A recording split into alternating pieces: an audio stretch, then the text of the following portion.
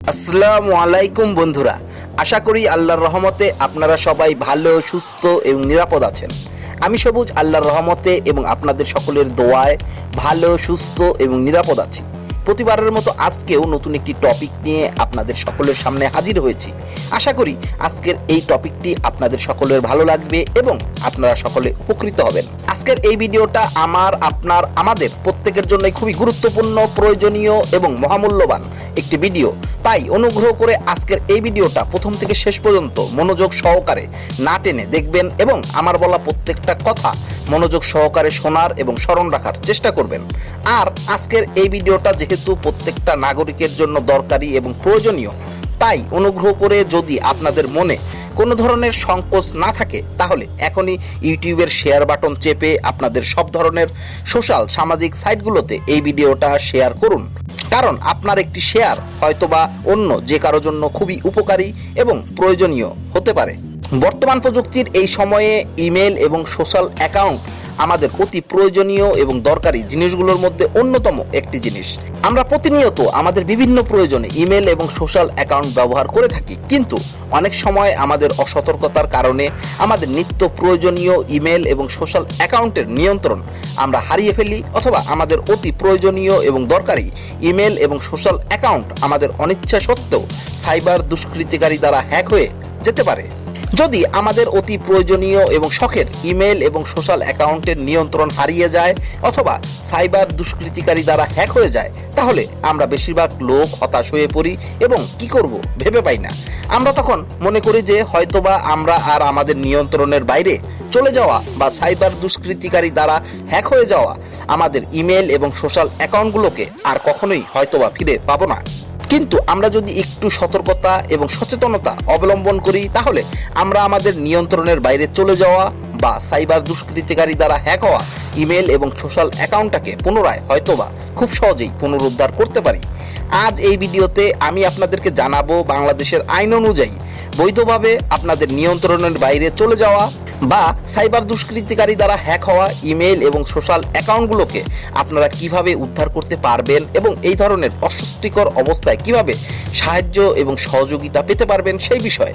তো চলুন বন্ধুরা, কথা আর না বাড়িয়ে আমরা এখন মূল বিষয়টা বিস্তারিতভাবে জানার চেষ্টা করি। আমাদের নিত্যদিনের ব্যবহার করা অতি প্রয়োজনীয় ইমেল এবং সোশ্যাল অ্যাকাউন্ট যদি আমরা হারিয়ে ফেলি, আমাদের নিয়ন্ত্রণের বাইরে চলে যায় অথবা সাইবার দুষ্কৃতিকারী দ্বারা হ্যাক হয়ে যায়, তাহলে হতাশ না হয়ে আপনারা এক্ষুনি স্ক্রিনে দেখানো এই 333 নম্বরে বিনা সংকোচে কল করুন এবং আপনারা এখন স্ক্রিনে দেখানো এই www.dsa.gov.bd এই ওয়েবসাইটে ভিজিট করুন। আপনারা যখনই এখন স্ক্রিনে দেখানো এই 333 নম্বরে ফোন করবেন অথবা www.dsa.gov.bd এই ওয়েবসাইট ভিজিট করবেন, আর তখনই বাংলাদেশ সরকার কর্তৃক পরিচালিত আইসিটি ডিভিশনের ডিজিটাল সিকিউরিটি এজেন্সি আপনাদেরকে সর্বাত্মক সহযোগিতা করার জন্য তাদের সর্বাত্মক চেষ্টা আরম্ভ করবে।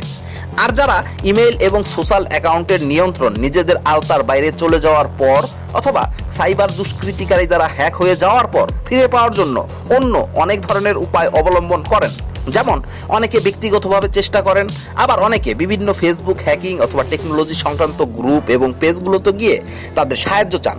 আমার ব্যক্তিগত অভিজ্ঞতা থেকে তাদের উদ্দেশ্যে বলছি, আপনারা অন্য যে কোনো উপায়েই চেষ্টা করেন না কেন, সেই সকল উপায় কিন্তু বাংলাদেশের আইন অনুযায়ী সম্পূর্ণ অবৈধ।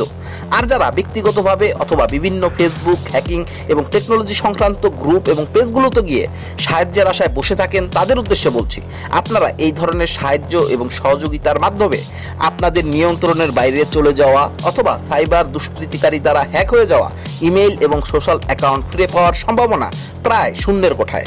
আপনার দৈনন্দিন কাজে ব্যবহার করা অতি প্রয়োজনীয় ইমেল এবং সোশ্যাল অ্যাকাউন্ট ফিরে পাওয়ার যদি সম্ভাবনা থাকে, তাহলে সেটা শুধু বৈধ পন্থাতেই সম্ভব। কোনো ধরনের ব্যক্তিগত চেষ্টা বা ফেসবুকের বিভিন্ন গ্রুপ এবং পেজের সাহায্য নেওয়ার মাধ্যমে সম্ভব না।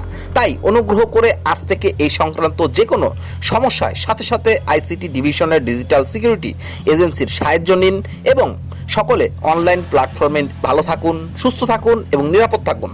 আর এই সমস্ত ব্যক্তিগত চেষ্টায় এবং বিভিন্ন হ্যাকিং এবং টেকনোলজি বিষয়ক ফেসবুক গ্রুপ এবং পেজের মাধ্যমে সাহায্য চাওয়াতে আপনাদের পারতপক্ষে উপকারের চাইতে ক্ষতির সম্ভাবনাই বেশি থাকবে। তাই সময় থাকতে সবাই সাবধান হন। আশা করি ভাই এবং বন্ধুরা আজকের এই ভিডিওটিতে আপনারা অবশ্যই উপকৃত হয়েছেন। আর যারা মনে করেন যে আজকের এই ভিডিওটি থেকে আপনারা উপকৃত হয়েছেন, তারা অনুগ্রহ করে কমেন্ট করে জানাবেন। আমি আপনাদের মহামূল্যবান কমেন্টের অপেক্ষায় রইলাম। তো বন্ধুরা, এই ছিল আজকের ভিডিওটা। আপনাদের কেমন লাগলো আজকের এই ভিডিওটা তা অবশ্যই আপনারা কমেন্ট বক্সে জানাবেন।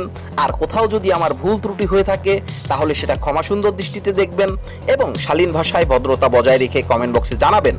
আমি পরবর্তী ভিডিওতে সেই ভুলটা সংশোধন করে নেব, কারণ আমি বিশ্বাস করি শেখার কোনো বয়স হয় না।